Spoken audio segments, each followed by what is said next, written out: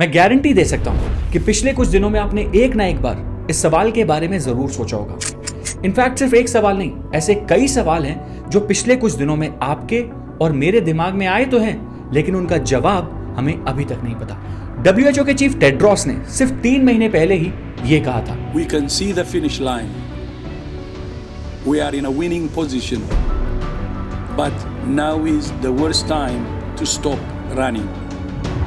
इनका कहना था कि हम कोविड को खत्म होते हुए देख सकते हैं, एक फिनिश लाइन दिख रही है, हम जीत रहे हैं, लेकिन अभी रुकना नहीं है। बट फिर 30 दिसंबर और 31 दिसंबर को टेड्रोस ने ये कुछ ट्वीट्स किए। अब अगर आप इन ट्वीट्स को ठीक से पढ़ो और पिछले कुछ दिनों में चाइना से जो न्यूज आ रही है अगर उसे समझने की कोशिश करो तो ऐसा लगता है कि कोविड का खत्म होना तो छोड़ो, अभी तो हमें कोविड के बारे में पूरी इंफॉर्मेशन भी नहीं पता, क्योंकि चाइना WHO और पूरी दुनिया को कोविड के बारे में सही और कंप्लीट इंफॉर्मेशन दे ही नहीं रहा। इसलिए अब सवाल यह है कि क्या हर साल कोविड का कोई ना कोई नया वेरिएंट आता ही रहेगा? क्या हर बार इन अलग अलग वेरिएंट्स के लिए हमें कोई ना कोई कोविड वैक्सीन का डोज लगवाते ही रहना पड़ेगा? और वो ऐसे क्या इंपॉर्टेंट फैक्ट्स हैं जिनके बारे में जानना हमारे लिए बहुत जरूरी है। ये वीडियो आपके लिए काफी इंफॉर्मेटिव होने वाली है। अगर आपको ये वीडियो पसंद आए तो इसे लाइक करना और इस वीडियो को अपने दोस्तों के साथ जरूर शेयर करना। Chapter 1, the current scenario. 7 मई 2021 के दिन इंडिया में हाईएस्ट कोविड-19 केसेस रिपोर्ट किए गए। 4,14,000 केसेस सिर्फ एक दिन में रिपोर्ट किए गए थे। अगर आप इन ग्राफ्स को देखो तो ये था वो इंडिया की डेडलीस्ट सेकेंड कोविड वेव का पीरियड। इस दौरान इन्फेक्शन बहुत तेजी से फैला। इनफैक्ट इंडिया में जनवरी 2022 के महीने से जो वेव शुरू हुई उस दौरान भी डेली कई इन्फेक्शन केसेस रिपोर्ट किए गए।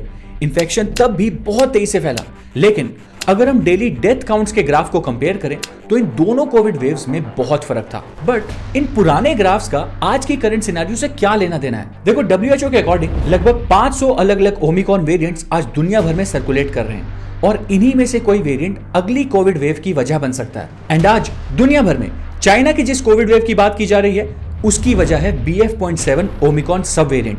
ये वेरिएंट अक्टूबर के महीने से ही फैलना शुरू हो गया था एंड अब इसने चाइना में कोहराम मचा दिया है। लेकिन अगर इंडिया की बात करें तो इंडिया में करंटली BF.7, XBB और ओमिक्रॉन के दूसरे कुछ वेरिएंट्स के केसेस रिपोर्ट किए गए हैं। इनमें से XBB वेरिएंट इंडिया के ऑलमोस्ट 56% कोविड केसेस का रीजन है। नाउ अब जो मैं बताने जा रहा हूं एंड जिस तरीके से बताने जा रहा हूं उससे आपकी कंफ्यूजन बहुत हद तक दूर हो जाएगी। ये है कोविड-19 वेरिएंट्स का एक फैमिली ट्री एंड जितने भी वेरिएंट्स की इस समय पर दुनिया भर में बात की जा रही है वो सारे सब वेरिएंट्स ओमिक्रॉन वेरिएंट की फैमिली से बिलोंग करते हैं। ये वेरिएंट्स उसी फैमिली से बिलोंग करते हैं जो इंडिया की 3rd कोविड वेव के पीछे का कारण थे, विच मींस कि डेल्टा वेरिएंट जो कि इंडिया की 2nd कोविड वेव के लिए रिस्पॉन्सिबल था, उसके कंपैरिजन में ये ओमिक्रॉन के नए सब वेरिएंट्स हम इंडियंस के लिए कम डेडली हैं। लेकिन अगर ये वेरिएंट्स सच में ही कम डेडली हैं तो फिर न्यूज में इस तरह की एक्सट्रीम प्रेडिक्शंस क्यों की जा रही हैं? चलो समझते हैं। Chapter 2, the difference. Delta variant की एक खासियत थी, ये वेरिएंट जितनी तेजी से इंडिया में फैला उतनी ही तेजी से ये हमारे लंग्स तक भी पहुंच जाता था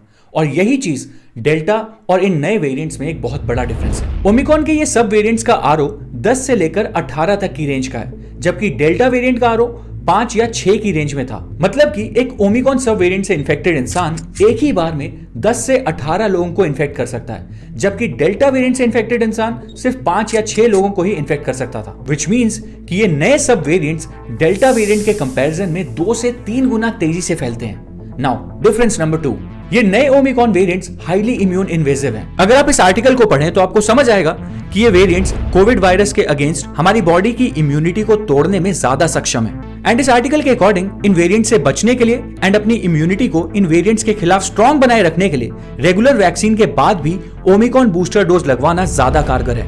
नंबर 3, जो कि एक पॉजिटिव डिफरेंस है, वो ये है कि ओमिक्रॉन वेरिएंट्स हमारे अपर रेस्पिरेटरी सिस्टम पे अटैक करते हैं, जबकि डेल्टा वेरिएंट हमारे लंग्स पे अटैक करते थे। एंड इसीलिए ये नए सब वेरिएंट्स थोड़े कम डेंजरस हैं। लेकिन क्या ये इतने कम डेंजरस हैं कि हमें हर साल वैक्सीन लगवाने की जरूरत ही नहीं पड़ेगी? Wait, the answer is in chapter 3, vaccines. कोरोना एक ऐसी कैटेगरी ऑफ वायरसेस से बिलोंग करता है जिन्हें कि RNA वायरस कहते हैं।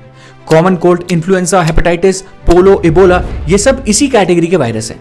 और सिंपल लैंग्वेज में समझे तो ये ऐसे वायरसेस की फैमिली होती है जो ग्रेजुअली इवॉल्व होते हैं और चेंज होते रहते हैं। लेकिन कोरोना इस फैमिली का एक ऐसा चालाक मेंबर है जो कि बहुत तेजी से इवॉल्व और चेंज होता है। रिसर्चर्स का कहना है कि ऑलमोस्ट हर वीक कोरोना का कोई ना कोई नया वेरिएंट डिटेक्ट किया जाता है। बहुत सारे वेरिएंट्स आते हैं और चले जाते हैं, लेकिन कुछ वेरिएंट्स टिक जाते हैं और फैलने लगते हैं। अब जैसे कॉमन कोल्ड और इबोला, ये दोनों ही RNA वायरस है, लेकिन इन दोनों का इंपैक्ट बहुत अलग अलग है ठीक वैसे ही जो हमने पास्ट में भी ऑब्जर्व किया है वो ये है कि कोरोना के भी अलग अलग वेरिएंट्स का इंपैक्ट बहुत अलग अलग हो सकता है। इसीलिए जैसे जैसे ये वेरिएंट्स इवॉल्व होते रहेंगे, इन वेरिएंट्स के इंपैक्ट को देखते हुए अलग अलग कोविड वैक्सीन डोजेस भी बनती रहेंगी। इन्हें उन वेरिएंट्स का बूस्टर डोज कहा जाएगा और ये बूस्टर डोज लगवाना हमारे लिए जरूरी होगा। सो इन शॉर्ट, क्या हमें हर साल कोई ना कोई वैक्सीन लगवाते रहनी पड़ेगी? The answer is yes, may be. फिलहाल अभी की रिसर्च के बेसिस पे तो ऐसा ही लगता है। और इन सारे सवालों का सिंपल जवाब तो यही है कि चाहे कोरोना हो या कोई और वायरस, उसके ट्रांसमिशन को रोकने के लिए प्रिकॉशंस और उसके सीवियर हेल्थ इंपैक्ट को रोकने के लिए वैक्सीन जैसे उपाय तो चलते ही रहेंगे। एंड अगर अभी भी आपने अपनी बूस्टर डोज नहीं लगवाई है तो जाकर लगवा लो। और अगर आपको अपने कुछ सवालों का जवाब इस वीडियो से मिला तो इस वीडियो को लाइक जरूर करना, इसे अपने दोस्तों के साथ शेयर भी करना और हमें सपोर्ट करने के लिए इस चैनल को सब्सक्राइब भी कर देना। एंड आई प्रॉमिस, हम इस चैनल पर ऐसे ही वीडियोस बनाते रहेंगे जो आपके लिए इंफॉर्मेटिव और थोड़ी हेल्पफुल हो। चीयर्स, अगली वीडियो में मिलते हैं। Thank you.